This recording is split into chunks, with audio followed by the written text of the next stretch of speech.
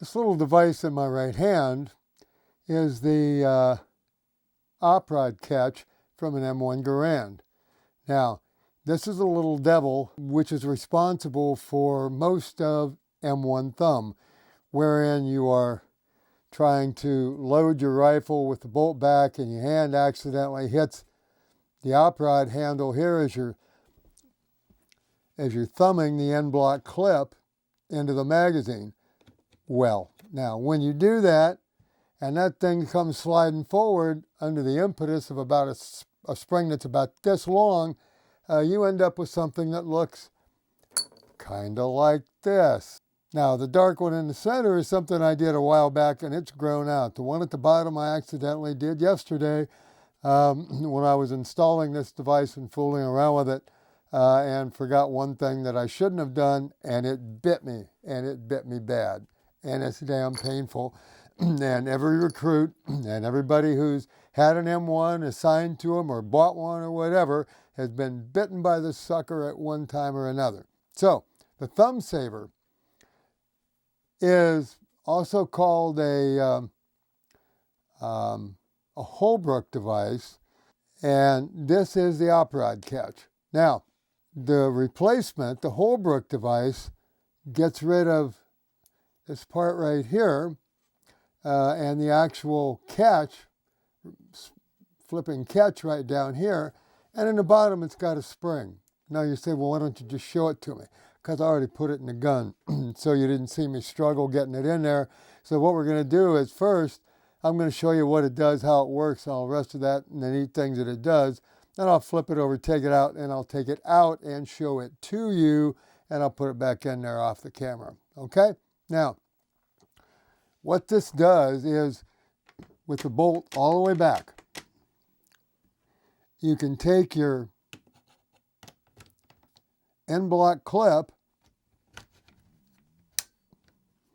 All right, now it's locked in. And as it came down, you can see that you can actually hit whack the op rod here, and it's not going to come sliding forward and bite your thumb. Now, we can hit the magazine release there, the clip release, bring that out, and the same thing goes here. You can see that this thing is not coming forward until this is locked in place, and then you pull it back intentionally and release it. So let's put this in again.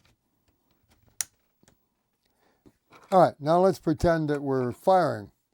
So let it go, boom, bang, bang, bang. Now, let's say I want to top it off. You know, we were hunting, I missed or I didn't miss, but I want to top it off now. So now I'm going to have to come back, and yes, it will eject that round. And I'm going to hold this back, and I'm going to hit the clip release here on the left side. That's going to reset the bolt here, the slide release, so I can go ahead and press this down again. Now I can take, it's a little hard doing this when I can't see it over there. Let me get up here and look at it.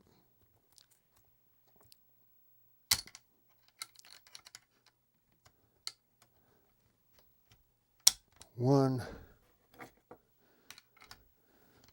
two. I could go over there and pick up the other round, but I'm not going to bother. I'm going to show you something else now. Okay.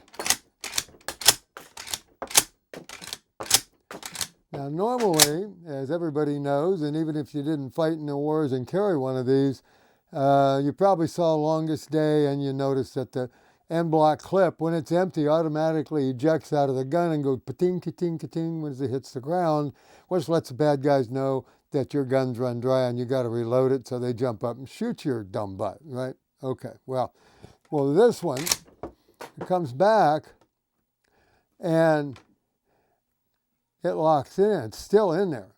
It hasn't ejected the clip.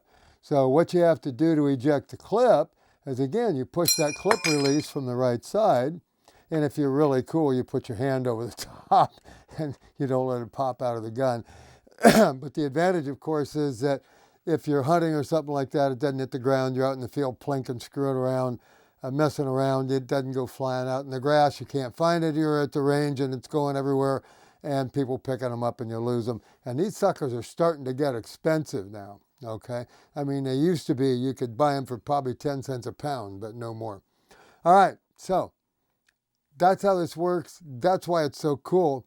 Now let me flip this over and I'll pull the stock off and lay it down and be right back. Now, if you've ever taken apart an M1 or an M14, it's the same way. If not, you can look at the video and see how it's done. But here's your the mainspring right here, and the spring guide rod, and it's also the mag catch rod. Now, all you have to do is pull this back and slide this up out of the way. Pull that big snake out of there.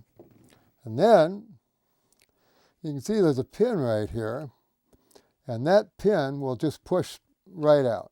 You don't need to hammer it out. You don't even need to do any of that. It'll come straight out. And here's your part.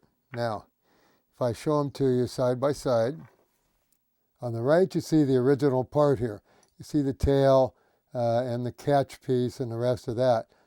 On the left here is the new one. And you'll see that it does not have the tail, and it also has a spring in the bottom. And that spring keeps this up, pushed up, and that's what locks this in place until you actually pull the bolt back. So that's it. Now you see it. I think I mentioned before that the original guy, Mr. Holbrook, who came up with this idea, was making these out of aluminum, did it for years, sold a number of them, finally quit. Now there's a new man making them. They're made out of steel, tool steel, and they're absolutely excellent. And he's selling them for $75 a piece. So all you have to do is look up Thumbsaver, and you'll find that he is selling them on eBay, and that's all you need. I think this is a terrific piece, and it's certainly going back in my gun. The other thing is, you're not wrecking it. This isn't ruining anything. You're not modifying any parts. You can go straight back to stock anytime you want to.